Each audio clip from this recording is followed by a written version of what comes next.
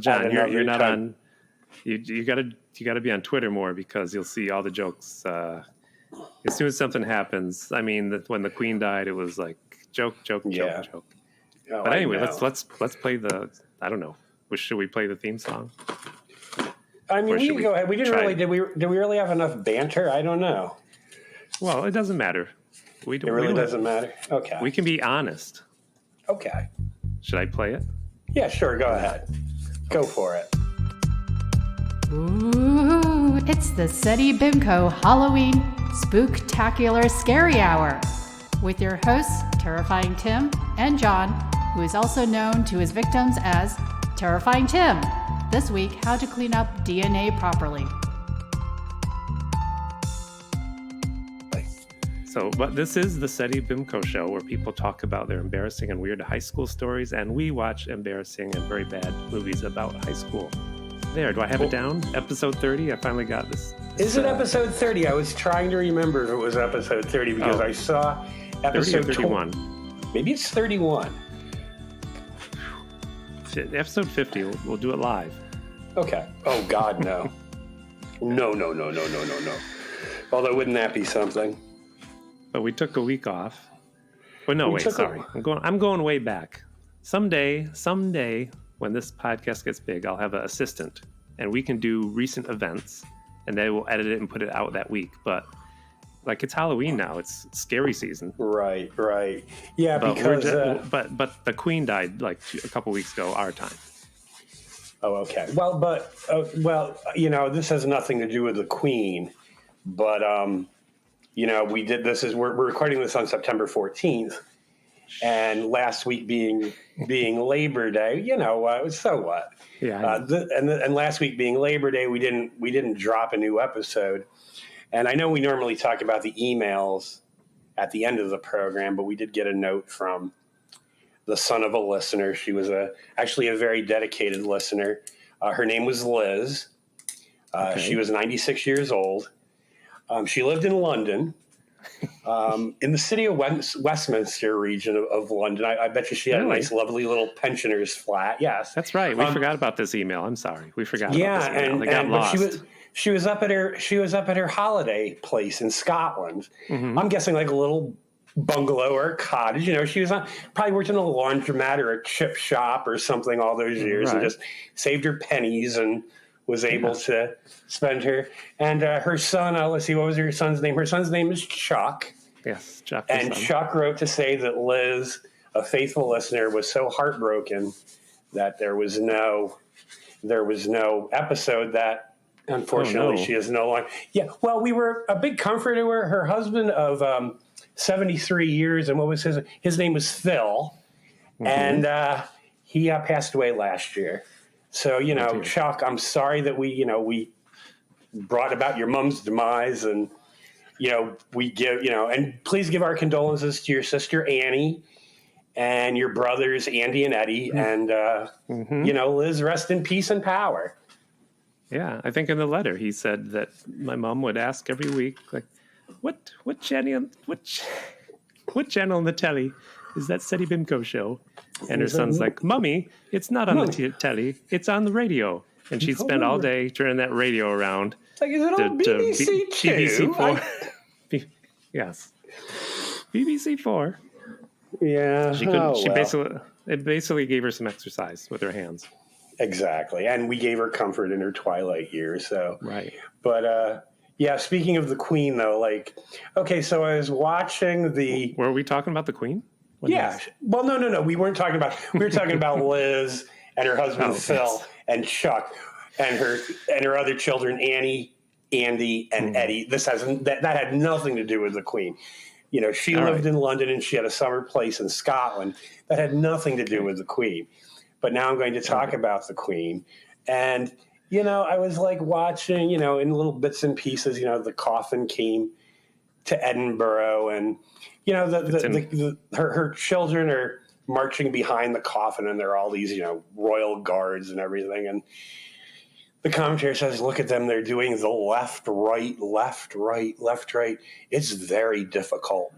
And I thought, Like if they broke out into like ballet or a jig, or maybe they did something like, like a gymnastics floor exercise with like those silk ribbons. That This would is have New been Orleans? This was in Edinburgh, and I was like, No, I'm saying, you think this is New Orleans where they have a band? no. I'm dance? talking about difficulty. I'm talking. You're walking all over my joke. Anyway, sorry. That's okay. Anyway, difficulty. No, I'm trying to. The difficulty. Anyway, so what happened to you this week? Was that the end? I didn't mean to destroy it. Not really, but we'll move on. What? It's okay. Anyway. When I tell a joke, I'm like, "No, John, get out of the way. I'm telling this joke. Right, no matter how hard right. you try to stop it." It's okay. You can walk Were you over saying a they were joke going to dance? No. Were you saying they were going to dance? The moment's gone. It's okay. They were going to dance right. with that coffin. So how'd your week go? Well, wait, is that all that happened? Did your friends go see the Lord of the Rings show and live it through their New York experience? They did, and it was at Lincoln. It was at Lincoln Center, not Radio City. Okay. Yeah, they survived. I hope they a great went time. there. Yeah, they did, and they had they went to the right place.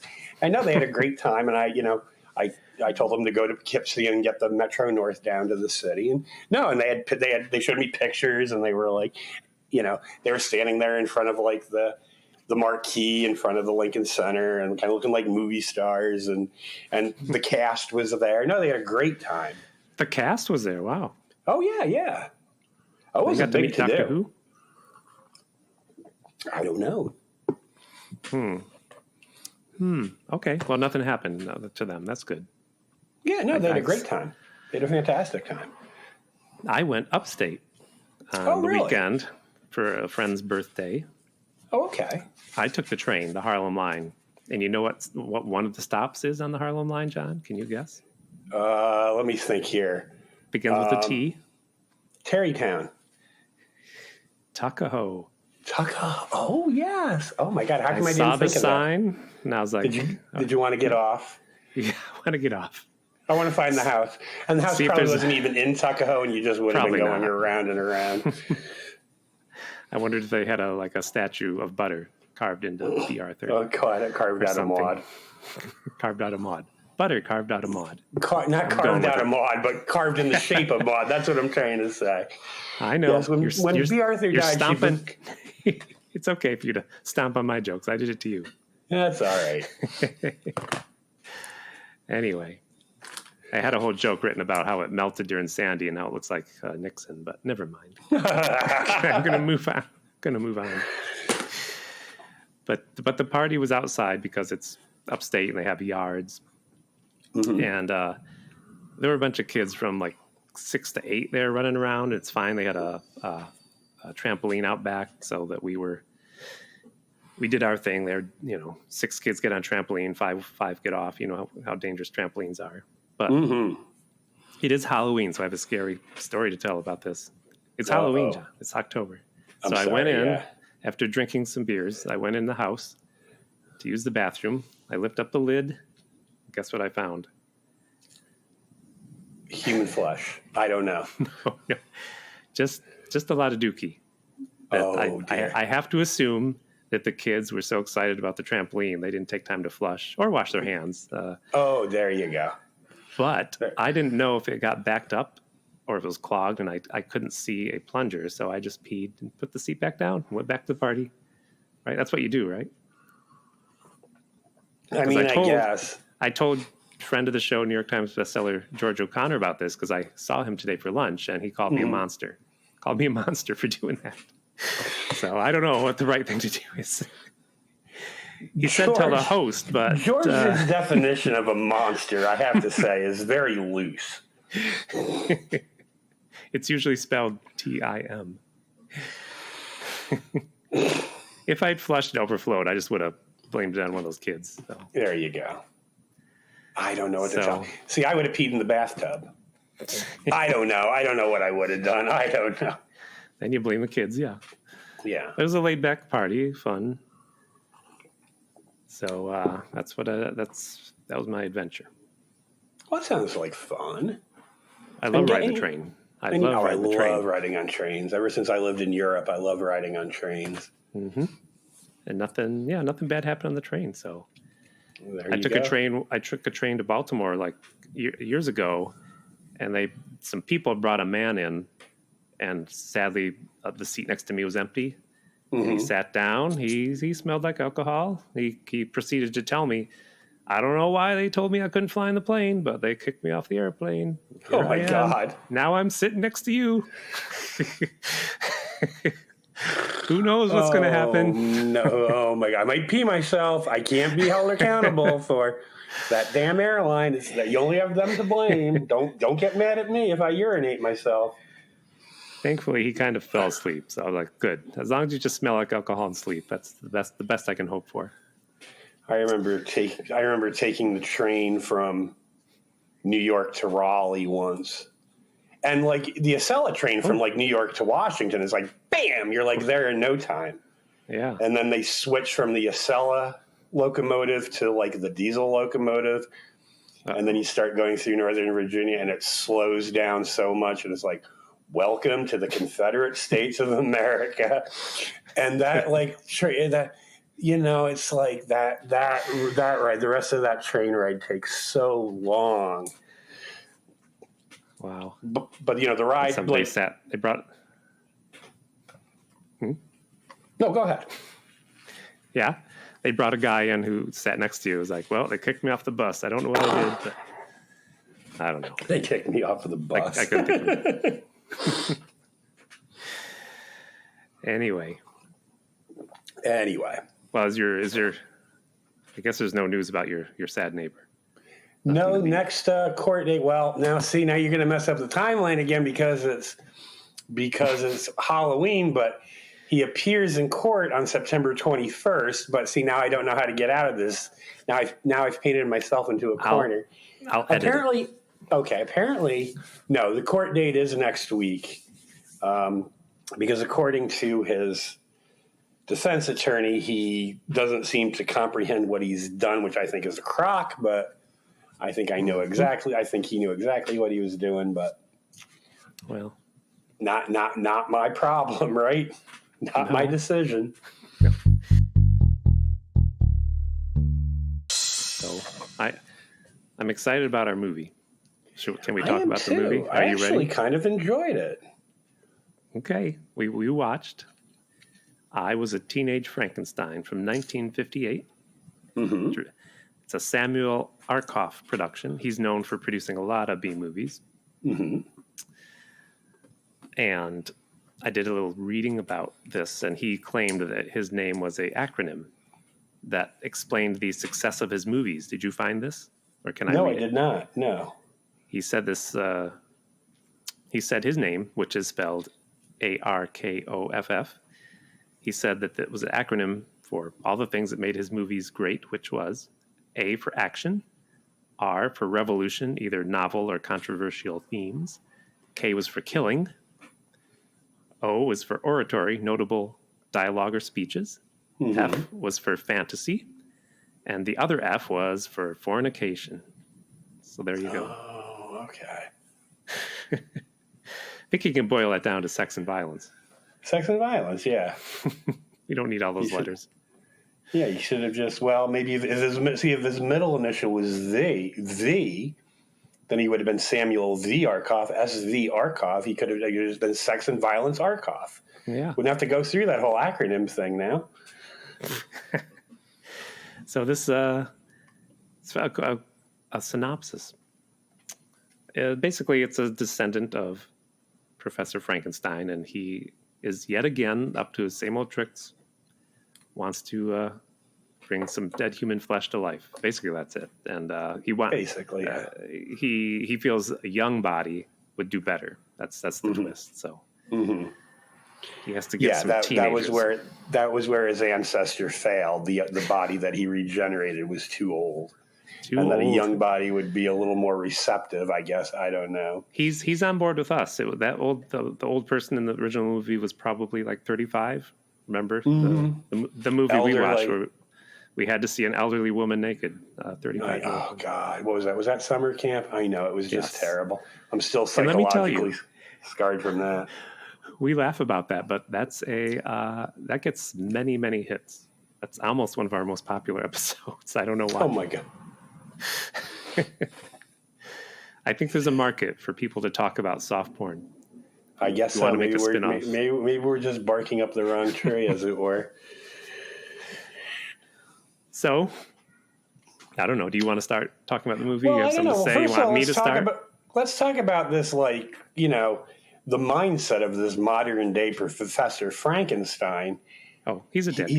He's always looking for, like, people need to respect him and obey him. And did you notice that? Like, he was very hung up on the power. And so, like, I don't know what his upbringing was like. I don't know. First of all, so that's the mindset of this guy. He's omnipotent. He's like godlike. I think he feels that, like, he was brought up in England, but he has no accent. But he has no English. I was going to say that too. I know.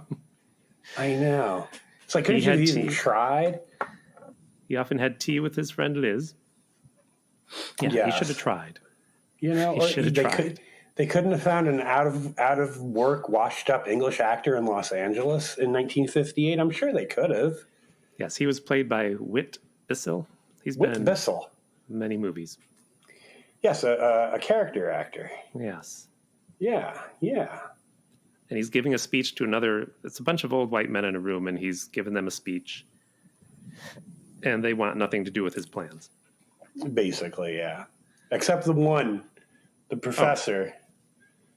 Well, he's his partner, right? Right, Dr. Carlton. He gets real indignant when the one he's like, this is an outrage how you could be so disrespectful to Professor Frankenstein. Right. It's just like, dude, chill, I mean, he was like, I don't know. Was it like some unrequited homosexual longing he had for Professor Frankenstein? I don't know. We'll get to that. But the rest of the movie, his assistant was like, I don't know about this. I don't know. I don't want to do this. But, he talked him into everything. Yep. You're absolutely right. He just didn't question anything. So, he wants to make a perfect kid. He says something about if you breed morons, you get morons. I don't know. He's a geneticist. They're talking about this and they need a body. And so guess what happens? Because this movie only had the budget to show the interior of this house and the lawn out front, I guess. Yeah. Because there's a terrible car crash right in front of the house. Okay, before you get into that. Oh yeah, well, I forget he's like, something. he literally utters the line like, but how can I get hold of a young body? Or like a line to that effect, and then all of a sudden, it's like, wow, how serendipitous. You just wondered how you're going to get a young body, and suddenly there's a car crash right outside the house. Yes. And they go out, and everything's in flames. I don't think it was It was a 2-car crash. Everything was in flames, but one body had gotten thrown out of the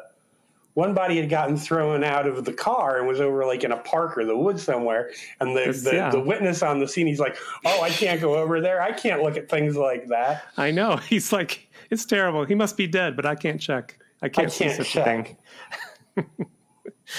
Oh, you go look. I have to run home. He like ran away. Yeah. He didn't even stay around to tell the police anything. I think that guy was like Mr. Arkov's accountant or something. They were doing the taxes one year. He's like, "Hey, could you give me a part in a movie?" He's like, "I have just the part for you." Witness at car accident number 1. I wish I could afford to get Don Knotts to do that part. The movie would have been worth it. Don Knotts probably playing the Don character. Knotts auditioned for it, and Samuel Arkoff said, "You will amount to nothing. Look at you. You will never have a career in film and television." Didn't he have a career in '58? I don't know. I don't think like Andy Griffith hadn't. Oh, that was on TV. This is '53. I mean, this is '58. Wasn't Andy Griffith in the '50s or the '60s? It was the '60s, and it was a joke. But anyway, man, I'm smashing all your jokes tonight. You're just killing my jokes this week, Tim. Gee whiz. You know what happens? I'm excited all day for this hour, and I'm so excited when the hour comes. I'm like exhausted from being excited. Oh my gosh. Can you believe that? I can believe it. I can believe it. No, it's fine. Oh, that's right. Don Knotts was on. Wow. Things are going over my head. Was he in that show? Andy Griffith?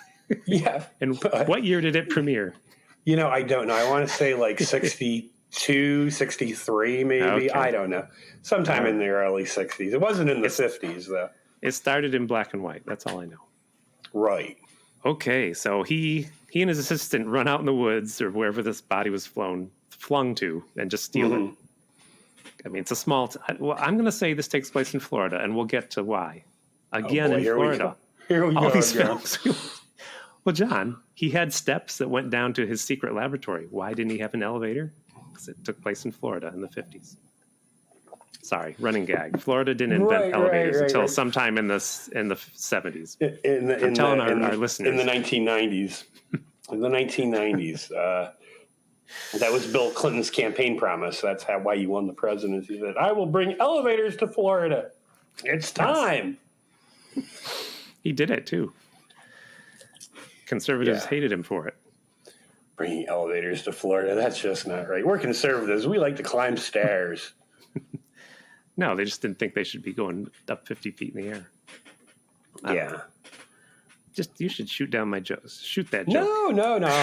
I wouldn't do that to you, Tim. So they bring this body down, and his assistant is just like the guy in the street. He's like, I really don't want to look at that kid's face. I'm sure it's terrible. Yeah, he's like a professor of physics. And Frankenstein's like, look at it. Look at it now. It's like, you're the medical doctor. This is your cockamamie idea. Why don't you look in the damn body bag? And where did they find the body bag? I have no clue. Yeah, he had freezer storage down there, too. Yeah, he was ready. For somebody who was for somebody who was just like on a temporary visa in this country, I mean, he had built a whole lab. Yeah. And he said a layman would say that kid was dead because he had no pulse. So I don't know how a scientist would describe it. But I don't know either. Not responsive. I don't know. And then Dr. Frankenstein looks at him and is like, I've seen worse. Like, okay. He sends his assistant out to get high-velocity X-rays. I wrote that down because they make up so much BS in this movie. Yeah. High-velocity X-rays that can get through 2 inches of flesh. Yeah. Oh. They have a party. Do they have the party before they bring him back to life? I'm not sure the sequence of that, but there is a party. They have a very boring party where he asks his girlfriend to move into the house with him. And I'm like, hey, this is 1958. Mm-hmm. How did this get past the censors? Of course, you'll have to give up your nursing post at the university hospital. Oh, of course. She's like, for a temporary position. And he's like, no, I thought maybe you could come back to England for me. And we'll, basically he's like, that was like basically his marriage proposal. It was like very dry and very stilted, it was like almost like a business agreement. She's like, darling, like it was the most romantic thing she had ever heard. He didn't even get her an engagement ring. We'll talk about that later too. Oh yeah.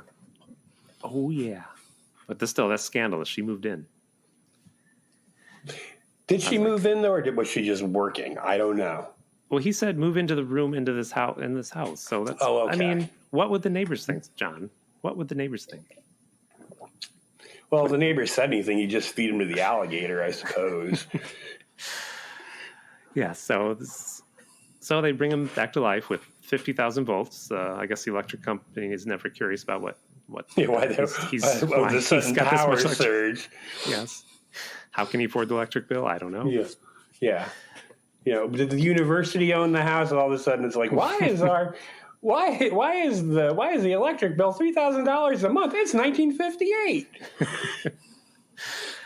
And they do the surgery. I think they cut off his hand, his leg, and his assistant. Yeah, he had to get new hands because there was an airplane crash. Oh, they got another body. Suddenly, there was another body nearby because there was an airplane crash. There was an airplane crash. It was the track team. And this is where it kind of got a little like homoerotic too. And he's talking about, those young, fit bodies. But I can use it to my advantage. So he got the leg and the two hands from a body. The 1950s, they just didn't keep track of bodies, did they? I guess not. Well, I mean, it's a small town. How was he getting rid of the parts and the bodies, though? He had an alligator. In the basement. That's why this takes place in Florida, John. Yeah, but there aren't basements in Florida. Well, back then there were, because the water hasn't risen quite yet. All right, but he's like, say so. He's like, they have so much BS in this movie, and he's like, how are you going to get rid of body parts? And I was like, I wouldn't even thought of that if you didn't say anything. I mean, it's just, you're taking off body parts. And I was... You can't bury them. You can't burn them. What are you going to do? In the 50s, we throw them in the backyard of suspected communists and call the House Ethics Committee. There you go, Senator McCarthy. Yes. But no, he's got alligators. But I was like, alligators are harder in your basement are harder to explain than like getting rid of body parts, right? I mean, well, again, this is what I'm saying. Like, he had the time to build a lab, build a pool, basically, like a cistern with so he could keep alligators. I mean, he really, for somebody who was only here on a temporary visa, he was really getting a lot done. He was a very industrious immigrant. They should have given him his green card. I know. I figured if his assistant said, how do you explain the alligators? He'd say, well, it's because I got the circus in the backyard with alligators and monkeys and lions. I'm going to be introducing my new line of luggage at the holidays. The Frankenstein line. Well, how do you explain the circus in the backyard? And he says, well, my cousin is Barnum of the Barnum and Bailey circus fame. They're like, but your last name is Frankenstein. And then he just kills him, I guess. And throws him into the alligator. Yes. So I say I wrote that down. He had fine young body parts. Mm-hmm. It's a band from the 80s, right? The fine young body parts, yes, they were. His fiance, she's getting antsy because he spends all his time down the basement, and he has dinner with her, and she's like, well, I don't enjoy food like you do. She's spending so much time alone, and cutting up those body parts must be making them hungry. I don't know. Watching the alligator eats, making them hungry. I don't know. So she wants to go for a relaxing drive, and they go to where all the teenagers make out, and I'm like, foreshadowing. But also, he looked like he was 60. I don't know, because he was kind of receding hairline. I don't know. But I don't know. He could have been 40 or 50 back, because 40 and 50 was like a lot older than it was today. I don't know. But they're going to where the teenagers make out, and she's like, I guess he would have been about 50, because I'm looking at Whit Bissell, and I believe he was born in 1909, if I'm not mistaken. Was that the year? Okay. I didn't look it up. Yeah, 1909. So this is 19. So he would have been 49 when this movie was made. Whit. I don't like Whit. I don't want to know anything about Whit. I don't like him. Oh. His real name is Whitner Nutting Bissell. Nutting. Is there a cat in your house? No, I think it's somebody outside. Space Kitty. You got another Space Kitty? No, I still have one in the fridge. I haven't finished him yet. Well, you still have one then? Yes, I've got one. Yeah, I do have one, but I couldn't hear it from the refrigerator, I don't think. So anyway, they go make out, or teenagers make out. It's kind of, again, a little odd. Yeah, very odd. They start making out, and they go to dark. Mm-hmm. Because I really thought that was going to be when they were going to kill someone, but... Me too. Not yet. They just killed our appetite for romance. Yeah, exactly. Man, I'm killing my own jokes. So anyway, they wake up this Frankenstein teenager. Mm-hmm. He's very mean to him, like, wake up, I know you can talk. Right. Say something. Yeah. And he makes him cry. Right. He's like, oh no, a sensitive teenager. And I'm like, yeah, he's a teenager. Well, he's also more fascinated that the tear ducts still worked. Right. Like, he didn't really care so much that, like, the monster was showing emotion. He was just like, oh, the tear ducts are still functioning. I was like, oh, well, there you go. The tear ducts are functioning. No, I'm not. I'm going to resist going down that dark road of don't go down that dark blue road. Humor. Blue humor. Going shopping for Canadian socks. So about this time, he gets angry with his wife because she's asking too many questions, and he slaps her. It was the 50s. Which, you know what I say, more power to him. The world was a much better place when you could just slap your wife around. Oh, John's joking.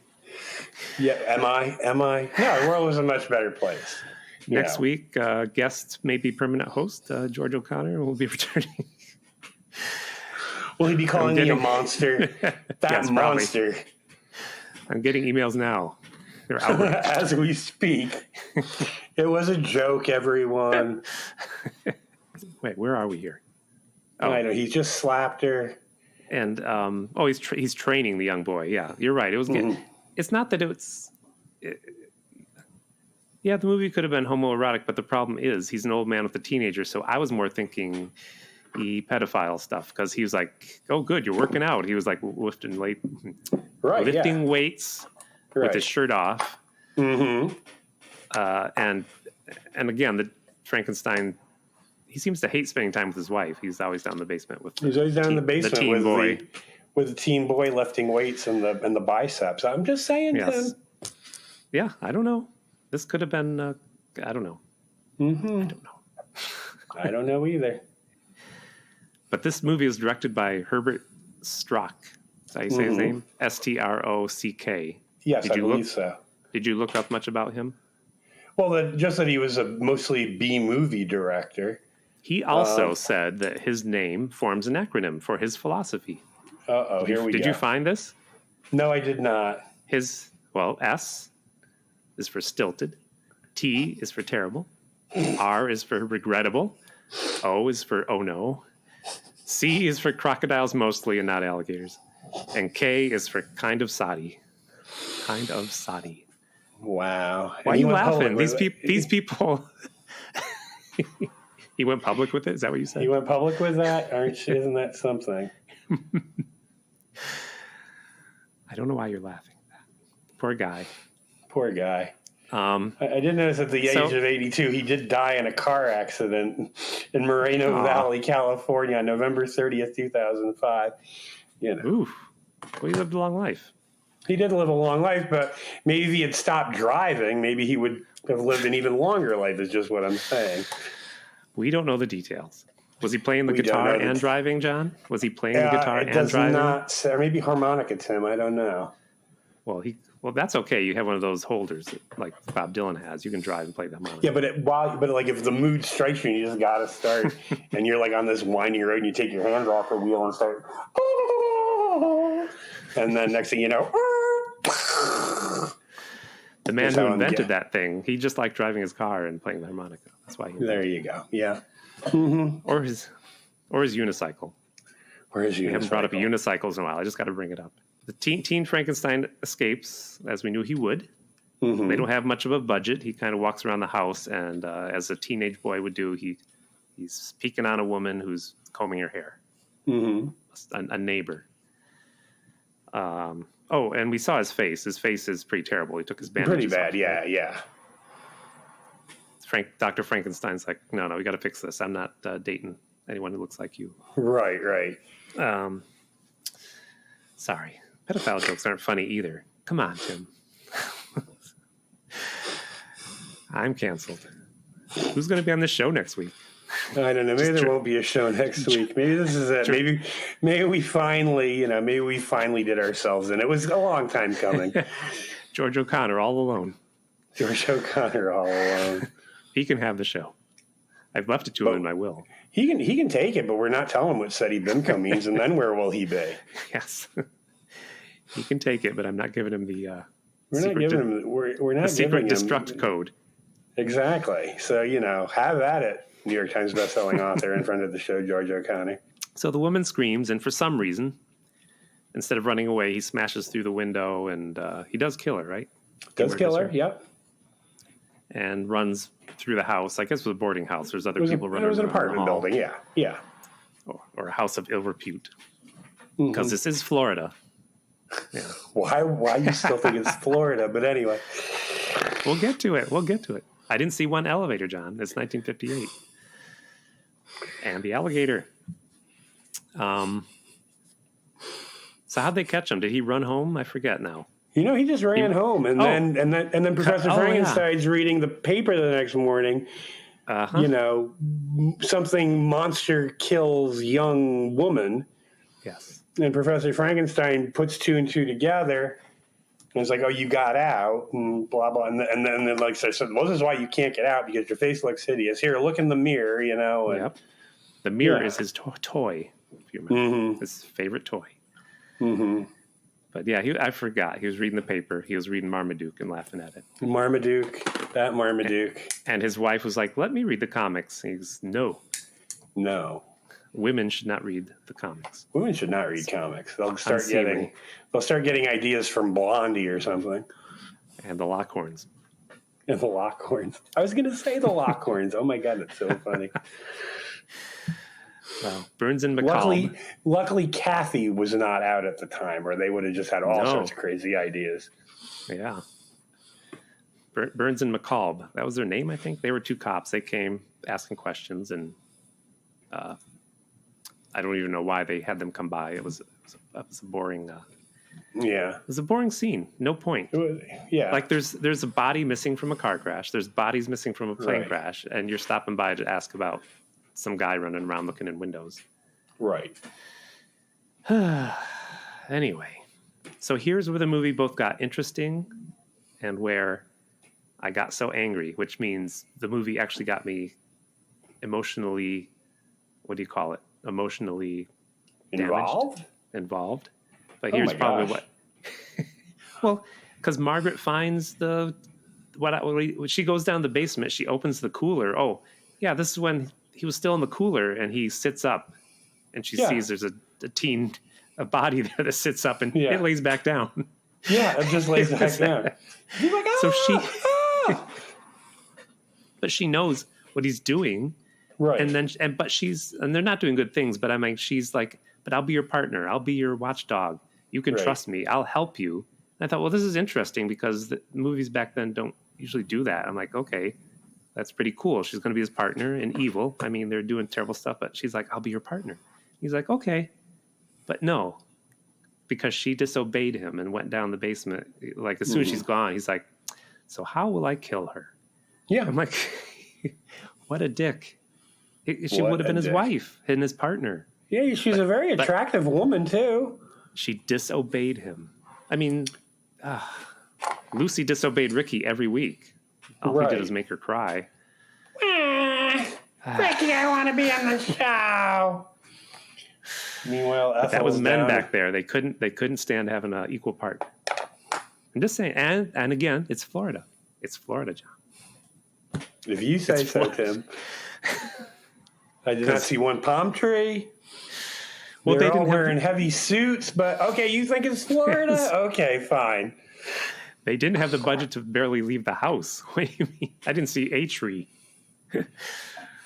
Now, Gary Conway played the teen Frankenstein, and he was in the show Land of the Giants and did other acting. And he was, he's a good-looking guy, right? I don't know if you looked up his picture. Well, he basically gets a face from another dead body, and that's him. That's Gary Conway. Right. They go to another lover's lane.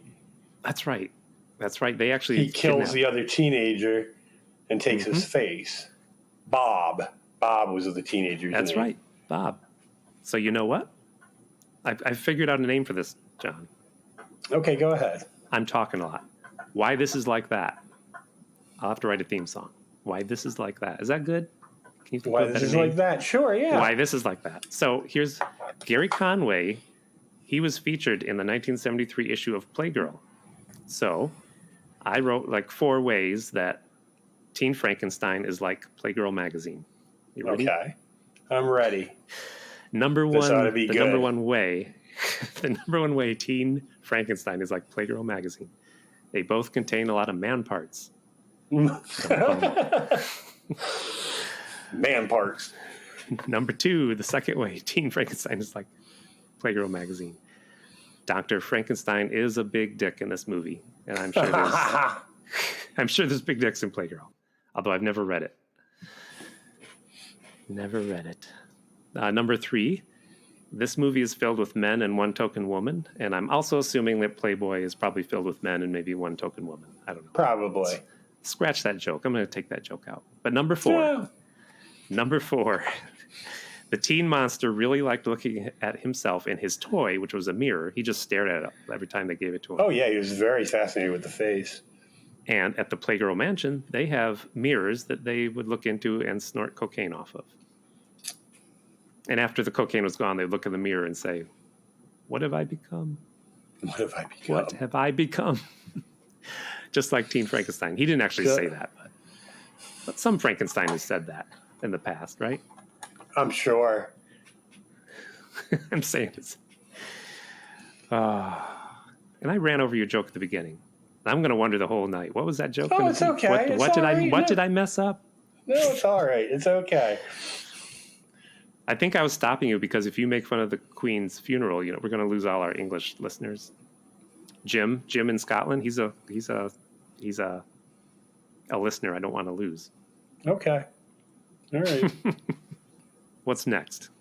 Do you have anything you want to talk about something? I'm being really vocal. Well, no, I'm just like, what is next?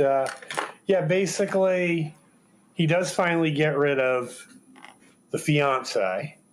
Oh, that's right. She gets tossed to the alligator. She gets tossed to the alligator, and then What a dick! I hate it. And then a big dick, and then I guess he was talking about Dr. Carlton went around for like a couple days and was getting all these electronic parts, and he had to get them in different cities, so nobody would get suspicious, I guess. And apparently because it's in Florida. There's no parts for machines in Florida. He had to travel everywhere. But go ahead. Okay. I'm walking over you. No, it's all right. So, anyway, apparently, I don't know, Frankenstein says there are these false bottoms in every box. I don't know why he knows that. Mm-hmm. And what they're going to do is they're going to take the body apart again. Yep.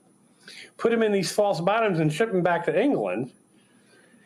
And so when they go to try to handcuff the monster, he's like, oh, no, I'm not having any of this. He gets up.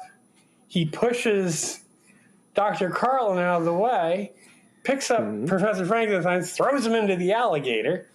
Yes, finally. And then Professor Carlton comes back with the cops. I'm thinking, you all were kind of breaking the law. I don't know if I did. I know. It'd be like, you're cooking meth and somebody's destroying your lab and you bring the cops and go, look what they're doing to my meth lab. It's like, I thought that was kind of stupid. Right. And then the scene closes with the alligator and the lab jacket. Oh, did you watch this on YouTube? Did it turn? I watched it on whatever link you sent me. Did it turn into color at the very end? It was black and white. It did. And it turned into color when he got electrocuted to death when he was up against the machinery. Yeah, and then it was black and white again. It was kind of bizarre. Maybe that's all they had money in the budget for. And again, this movie was full of so much BS about science. And again, when they were going to put his body in the boxes, that's because his assistant's like, you're going to take him back to England? But how? How's he going to get a passport? Who's he going to be? How are you going to explain this? Nothing makes sense in this movie except for a few little things. But so that was the end. That was and the you end. said you said you kind of liked this movie. I was curious why did you? Just because it was what it was. I just remember watching these movies back when you only had 3 channels and they'd show the Late Show or the Late Show. Right. And you kind of sneak down into the living room and you turn on the TV and and these were the kind of movies you'd see when you were 9-10 years old. And again, I try. This is supposed to be a movie about teenagers. Back to that, Yeah. Yeah. This is supposed to be about teenagers, and all the teenagers were dead in it, except one, basically. So. I did notice that, too. I wasn't going to say anything. Hey, but it's called Teen Frankenstein. Come on. Actually, it's originally called I Was a Teenage Frankenstein. It was. It came out after I was a teenage werewolf. So they had a teenage werewolf and then teenage Frankenstein. I don't believe one had to do with the other, but I think it was the same production company and probably the same producer. Teenage werewolf that took place in Wisconsin and not in Florida. Not in Florida. Well, as I said, it had nothing to do, but it was in the title, and everybody who who enjoyed that Wisconsin werewolf would enjoy the Florida Frankenstein. Well, we're running out of time, so now it's quiz time. I'll call it The Bimco SETI Q&A. Brain I'll Twister. answer quizzes. Theme song. Do you like quizzes, John? I do love quizzes. Brainstorm. I'll call it SETI Q&A. Brain Twist. The Bimco. I love quizzes. Answer The Bimco. I'll call it Theme song. No. You know what? I try and raise the bar here, John, a little bit. So I'm going to add a different kind of first question so that it deals with high school and it makes us think a little harder than fart jokes. A little Right, and plus, harder. since there were no elevators in Florida, There was no elevators in Florida, so scratch that question. you can't ask that question. So here's, in the future, if it's old people, but it's about high school, we're going to ask this question. So in this movie, in high school, who do you think was voted most likely to become the CEO of an elevator company? Who most likely to be what? CEO. Oh, no, I heard it. I'm still going, what? I'm going to say Dr. Carlton because he was the only one who didn't fall into the alligator pit. See, if you're falling into things, you have no chance of being the CEO of an elevator company. So it would have to be by process of elimination. Because he would have to inspect elevator shafts and not fall in, is what you're saying. Exactly. That's a good one, John. Mm-hmm. And that's why he moved to Florida to hide his shame. He's like, people are like, but I thought you would be in charge of an elevator company. He's like, well, I live in Florida. There's no elevators. I do what I can. I only got a PhD in quantum physics. I know, how disappointing, but I think it would have been the man who wouldn't help the kid that got tossed out of the car because he looked horrible. Mm-hmm. I think that guy was voted most likely to be a CEO of an elevator company, even though this took place in Florida. And as we all know, Florida didn't invent the elevator until 1970. Right. We'll call this guy Herbert. I don't know his name. He had seen photos of these elevator machines in a magazine while he was in high school in Florida. He was getting aroused, if you know what I mean. I wrote this last night. I do know the magazine. The magazine was Erector Set Monthly. Erector Set Monthly. I do know what aroused means, Tim. Thank you, though. Anyway, he built model elevators in the school science class, and of course, he got in trouble for making up this crazy crap. And the teachers in Florida said, "Just make a model of Jesus riding a dinosaur like all the other kids did for their science project, and you wouldn't get in such trouble." So he became discouraged after high school, haunted by the idea that elevators existed in other lands. And eventually he got a job at his uncle's slaughter farm, where he took out his repressed rage, shooting cows in the head. And that's where he was coming from when he came home and saw the car accident. And he's just like, I don't want to see any more blood and cuts. I see this all day. Right. Okay. You put a lot of thought into that, didn't you, Tim? Yeah. And on TV, when he got older, he saw science classes at school where they built elevators, and he was like enraged again, all over again. He got a part-time job at another slaughterhouse. But hey, at least he killed cows. So there you go. So who would have a podcast from this movie? I think this is a hard one. I would say it would be that guy. He would have Yeah, he would have a podcast about how many car accidents he's been by, but he never stopped to help the people because he didn't think he could look at the accident victims. Basically, it's like instead of being the good Samaritan, it'd be like whatever the opposite of that is. Like, never stop and help anybody who's been in a car accident. Keep driving because you really don't want to look at that. Oh my God. He'd get so much hate mail. Isn't that against the law in some states? Don't they have Good Samaritan laws? Well, that's to protect you if you do something and the person still dies. Oh, okay. I don't know if you're actually obligated to. So he'd have to go out and drive a lot to make sure he has stuff to talk about for his podcast. He'd have to have a police radio and just drive to an accident. Drive to an accident, not do a damn thing. Well, he'd get out and tell somebody. He'd say, "Oh my God, I can't go help. Don't go look at this. No, don't go look at this. It's he terrible." Would stop just to announce he wasn't going to help. Just to discourage people from helping. The car accident death rate would just like skyrocket. Well, I thought, since everyone died in this movie, that it's a 50-50 chance that maybe, like with movie sequels, that the monster did live. Like, we'll find out he's alive. He's an undying monster. So in the year 2000s, he creates a podcast about his life, how he got through his struggles, how he tries to do good, but he's cursed by a sick habit he can't quit. You know what his sick habit? This young Frankenstein who is stuck being a Frankenstein forever. What's the habit he can't quit? He gets into crowded elevators and purposely farts. I thought you were going to say he looks in a hand mirror and just can't stop looking. Is that a sick habit? I mean, I don't care if you do that, but you're not going to make any friends.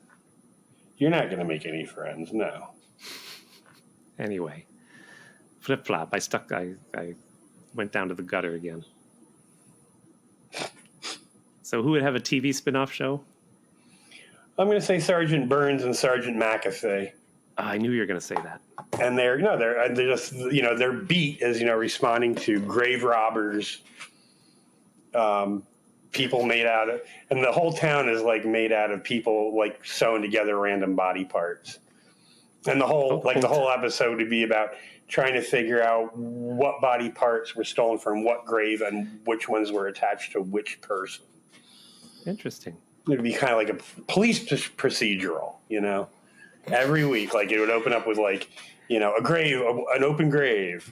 Is one like, cop the good? Oh no, he's missing 2 hands and a leg.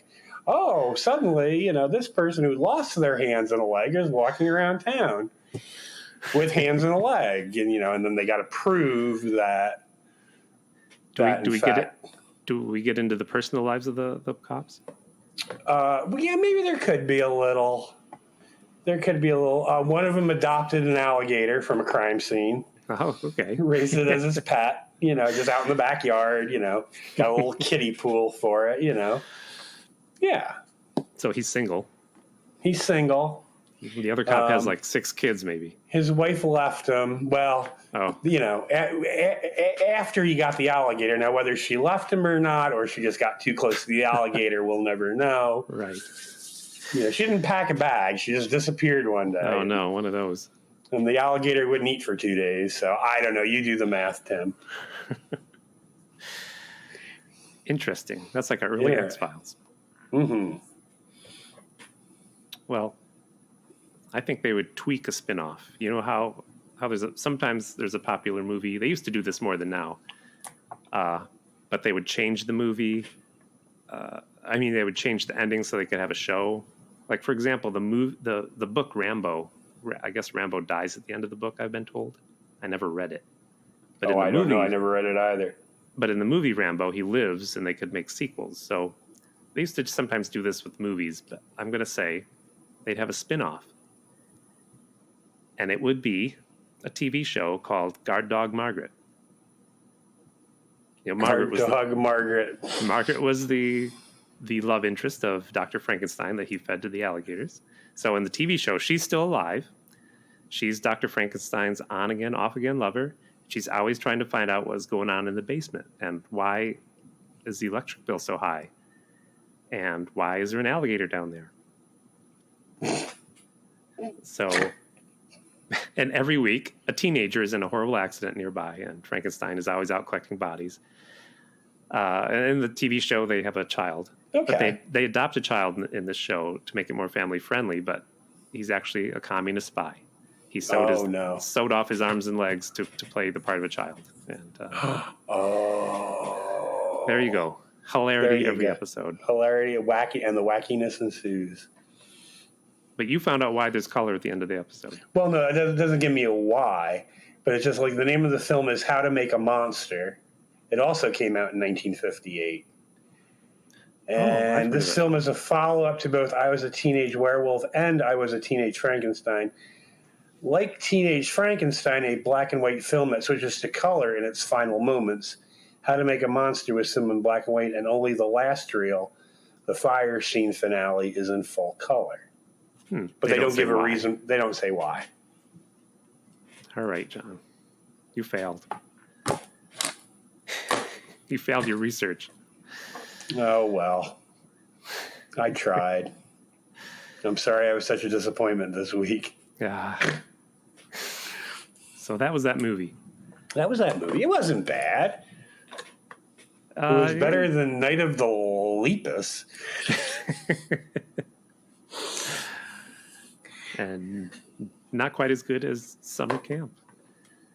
And I'm glad. I almost picked another bad one because I didn't, revealing behind the scenes, I kind of read the plot by accident. I picked a movie called Satan's Children. Satan's Children, which I thought was the old... I thought you found the old home movies of me and my cousins growing up, Satan's Children, and I thought, what? You're just going to show me and my cousins in the old home movies, and it was like, no. And we're not going to get into it, but it was just a topic we couldn't joke about. It was like really, really bad. That movie? Oh yeah, yeah. So we can get into it, but I don't want to. No, let's not. Let's not. I checked the email, and? It's just that old letter that George wrote last week, still there. Oh, okay. The incoherent. That letter, we kind of gave it short shrift, didn't we? So sorry, George. I don't know what happened. Sometimes. But didn't George admit he kind of wrote it like after he had imbibed in a few alcoholic beverages? Yeah. Okay, so there you go. Well, that's it. That is it. So we're gonna have people get up with us? A guest or a movie next week. Okay. But you should send us an email if you have a story you want to tell on the show. Maybe you have a short story and you don't even want to be on the show about an embarrassing high school occurrence. You could email the short story and I'll read it. And the email is SETIBIMCO with an E at Gmail. And we're on Twitter at SETIBIM. And we are on Instagram, SETI_BIMCO. You got to get on Instagram, John. You know what? I just have no interest in social media anymore. I sent you something on Twitter. What did I send you? Oh, was it about the true crime people liking the episode? No. The first episode about my neighbor? No. It was about again. This airs 4 weeks later. This week is the 50th anniversary of the premiere of A Woman Named Maud? Yeah. Has it really been 50 years? I think that's what Twitter said. Is it 50? Yeah, 50. Yeah. Well, was it 45? Yeah. No, it could be 50 because last year, there were 6 seasons of Maud and it went off the air in 78, I believe. So 78, 77, 76, 73. Yeah, so 72 it would have debuted. And All in the Family debuted in 71. So, Maud did those 2 guest appearances on All in the Family. Maybe it was 40. You got to look at your Twitter no, it's 50. and you'll see a message. It's 50. Oh, and a shout out to Spaghetti and Freddy. They did a mailbag episode. I wrote them like 10 letters and they read them all. I gave them suggestions. Yeah, and I like Kevin Cablasto's comment when Jolie was talking about it's a comedy podcast, and Cablasto says, "Is it really? Is it really? Is it really?" You don't like my jokes? Like, okay, Kevin Cablasto, we'll paint your little red wagon one day. I'm committing to the character. That's what I'm doing now. It's oyster crackers for dinner again. If you don't get your act together, Cablasto. That's right, dagnabbit. So that is the end. That's the end, Tim. We'll say you have a great week, and I'll see you next week. We have a very special guest or an episode. I'm looking really forward to that. That'll be really nice. Yes. So long. Farewell. Bye.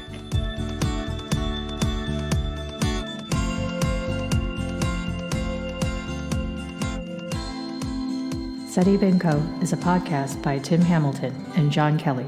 Produced by Miss Lee. Music by Tim Hamilton. This has been a Pity Party Line production. Party line, it's a party line. Bloody hell. Ink all over my fingers. This happens every time. Bloody hell. And he just walks away and they're like grabbing the pen and he's lopping their heads off. Off with their heads. Might as well just lop their heads off.